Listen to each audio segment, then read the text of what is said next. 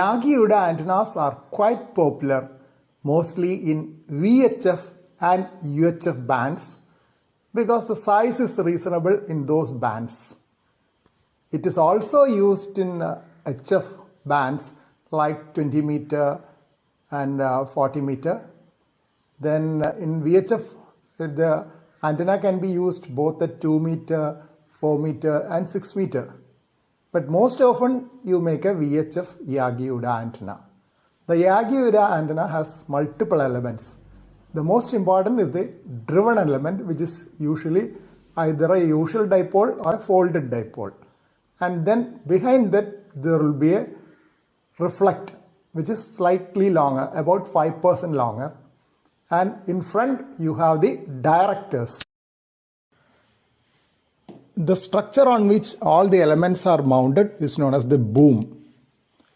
And the driven element, which is usually a dipole, this is a usual dipole, half-wave dipole.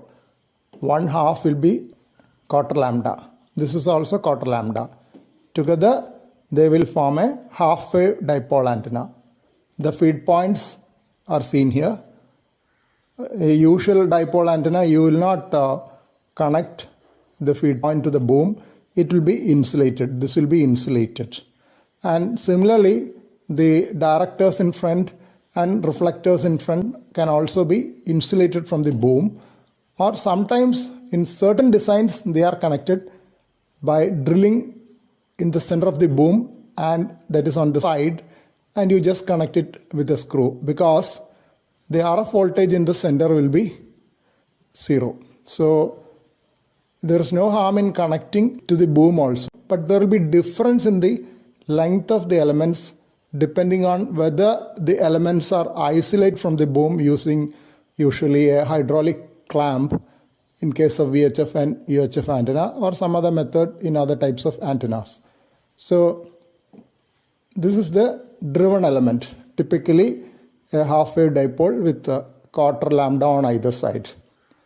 And this is the reflector element, that is, the signal from a half-wave dipole will go in both directions, in this direction as well as in this direction, but not much will go in this direction. So a half-wave dipole has a gain of about 2.15 decibels compared to an isotropic antenna. That is, actually the gain is expressed as dBi compared to an isotropic antenna which radiates all around spherically. So in this direction there is hardly any radiation. So it has radiation in both these directions. So we want to prevent the backward radiation and make it as a beam antenna which will beam only in this direction. That is why this configuration of Yagi-Uda antenna is used. So just like a mirror, this reflector will reflect the radio wave signals coming in this direction, and it will go here. And these will be something like focusing. Each director will focus the beam so that there will be a high front to back ratio, that is backward radiation versus forward radiation. A good multi-element Yagi-Uda antenna can have a front to back ratio of about 20 dB. That is, reverse signal will be 20 dB less than the forward signal. Similarly, an antenna can have up to a gain of about 20 dB. But it's all depending on the design.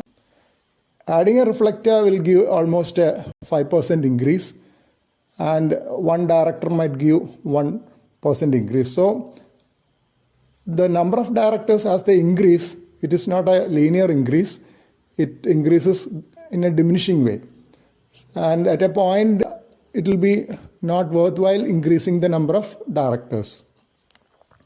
But since the length is small for a UHF antenna, the number of elements are usually much more compared to a VHF antenna. When you come to a HF antenna, it will be much lesser because the length will be too high to handle. Because if you have a beam antenna, usually you need a rotator also, antenna rotator. Otherwise, you can't work stations in other directions. So having a 40 meter beam up there with multiple elements and an antenna rotator is quite a strenuous job, and the rotator, everything will have to be very powerful. So most popular, these are on VHF and UHF. In UHF, I have seen people having 20 element or more number of elements for UHF antennas. This is the folded dipole which I mentioned as one of the possibilities for the driven element. Two quarter wavelengths with an additional half wavelength added as a loop above it. And this is the feed line. This can also be used as a driven element for the Yagi. You would have seen in the years before cable TV became very, very popular, a lot of beam antennas for television used to have folded dipoles. The difference is that the feed point impedance will be around 300, that is 280 I would say. So that in those days, the feed line used to be a ribbon tape for TV that will be having a impedance of about 300 ohms. While the usual dipole without this additional loop will have an impedance of around 70 ohms. So that will fit or compare with the impedance of a TV cable which has an impedance of 70 ohms. So folded dipole, you would use a feed line which is parallel line, that is it was usually a ribbon tape, while simple dipole TV cable used to be of about 70 ohms impedance. That is the difference between a folded dipole and a simple half wave dipole. The schematic diagram is shown here. This is the driven element. The advantage of using the gamma match often is that I have shown you that the driven element will be cut into two quarter wavelengths. But if you use a gamma match, you can use a full half wavelength driven element, which can be even mounted on the boom and connected to the sleeve of the coax. This portion is a zero current region. Then you need a capacitor to tune out the inductance of this segment, connecting segment. That will be about 7 picofarads for 1 meter length of the antenna. So you can imagine, depending on the length of the antenna, whether it is VHF or UHF, what will be the capacitance here. This region is known as a gamma rod.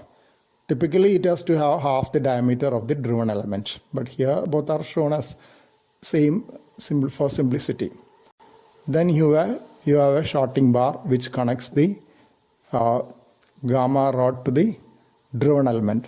Here it is connected electrically, here it is connected electrically, but there is no connection here. From the central portion of the coax, there is no connection. You have to have a capacitor here. So what is usually done is that you calculate the approximate capacitance needed based on 7 picofarad for about 1 meter length. And usually what is done is you place a variable capacitor here, tune the antenna for the correct frequency, and then you find out the capacitance of this capacitor, and then you can replace it with a fixed value capacitor. That's one method of tuning the antenna. This is implemented usually for HF frequencies, but it can also be used for VHF.